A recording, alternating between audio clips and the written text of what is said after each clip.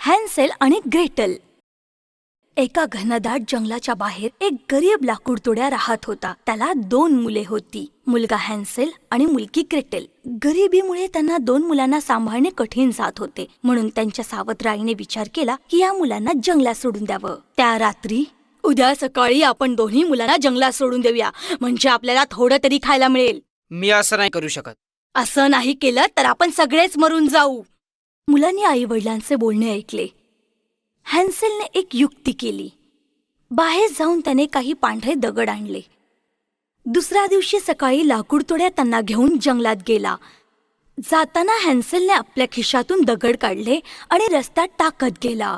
मुलांनो, तुम्ही इथेच थांबा, मी आलोच थोड्या वेळात. हॅन्सेल आणि ग्रेटेलला गाढ झोप लागली. डोळे उघडले तर खूप रात्र झाली होती. चंद्र उगवला होता. हॅन्सेलने आपल्या लहान बहिणीबरोबर फेकलेल्या पांढऱ्या दगडांच्या सहाय्याने रस्ता शोधायला सुरुवात केली.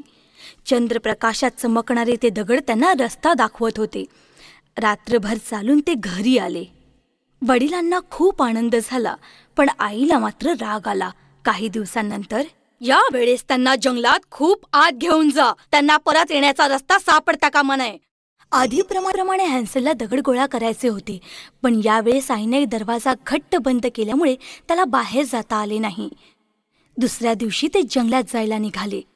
हॅन्सेलने पावाचे तुकडे रस्त्यात फेकायला सुरुवात केली. यावेळी ते जंगलात खूपच आत आले होते. तुम्ही इथेच थांबा, मी संध्याकाळी तुम्हाला न्यायला येईन. दुपारी दोघेही गाढ झोपले. संध्याकाळ झाली, पण त्यांना कोणीही न्यायला आले नाही. बिचारी मुलं. झोप उडाली तर मध्यरात्र झाली होती. तू चिंता करू नकोस ग्रेटेल, आपण रस्ता शोधूया. पण हॅन्सेलला पावाचे तुकडे काही दिसेनात. जंगलातल्या पक्ष्यांनी ते पाव खाऊन टाकले होते.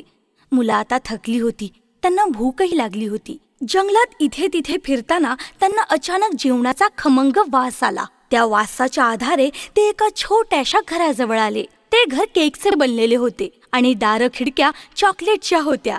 ते पाहून मुलांना खूप आनंद झाला. त्यांनी केक खायला सुरुवात केली. अचानक दरवाजा उघडला आणि एक म्हातारी बाहेर आली. अरे मुलांनो, इथे काय करताय? आत या. ती त्यांना घरात घेऊन गेली. पोटभर जेवल्यावर मुले झोपी गेली. त्यांना कल्पनाच नव्हती की ती म्हातारी एक दुष्ट चेटकीण होती आणि ती मुलांना पकडून गुलाम बनवायची. केकचे घर तिने मुलांना आकर्षित करायलाच बांधले होते. मुलांना आपल्या जाळ्यात पकडून ती मारून टाकत असे. दुसऱ्या दिवशी ग्रेटेलला जाग आली तर ती एकटीच होती. चल उठ आशे, तुझ्या भावासाठी जेवण बनव. त्याला चांगले लठ्ठ बनवायचे आहे. तो धष्टपुष्ट झाला की मी त्याला खाणार आहे. कुठे माझा भाऊ? मी त्याला तळघरात कैद केले आहे. माझ्या भावाला वाचवायला मी काहीही करेन. ती हॅन्सेलला कोंडलेल्या खोलीजवळ आली. हॅन्सेल, हे हाड घे. जेव्हा ती चेटकीन तुला बोट दाखवायला सांगेल तेव्हा हे हाड तिला दाखव. रोज सकाळी चेटकीन त्या खोलीत जाऊन त्याची बोटे दाखवायला सांगायची, पण हुशार हॅन्सेल तिला नेहमी ते बारीक हाड दाखवायचा.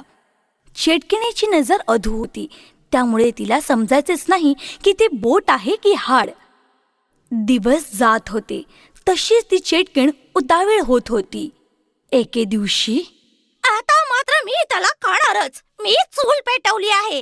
जा जाऊन बघ नीट पेटते आहे की नाही ते. जा लवकर. क्षमा करा, मला कसे करायचे ते माहित नाही. तुम्ही मला दाखवा ना.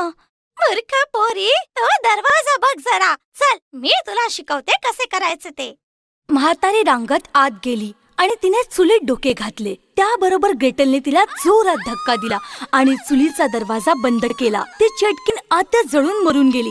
हॅन्सेल, आपण वाचलो. ती दुष्ट चेटकीण मेली. दोघे त्या चेटकिणीच्या खोलीत गेले. तिथे खूप पेट्या भरून दागिने आणि रत्न ठेवली होती. दोघांनी ते सगळे गोळा केले आणि ते जंगलातून निघाले. यावेळेस मात्र त्यांना रस्ता ओळखीचा वाटला. लवकरच त्यांना त्यांचे घरही दिसले. त्या दोघांना खूप आनंद झाला. धावत घरी जाऊन त्यांनी आपल्या वडिलांना मिठी मारली. माझ्या बाळांनो, मला तुमची खूप आठवण येत होती. आम्हालाही तुमची खूप आठवण येत होती. मुलांनी सगळे दागिने आणि रत्न त्या लाकूड तोड्याला दिले. ते पाहून त्याला आनंद झाला आणि सगळे आनंदात राहू लागले.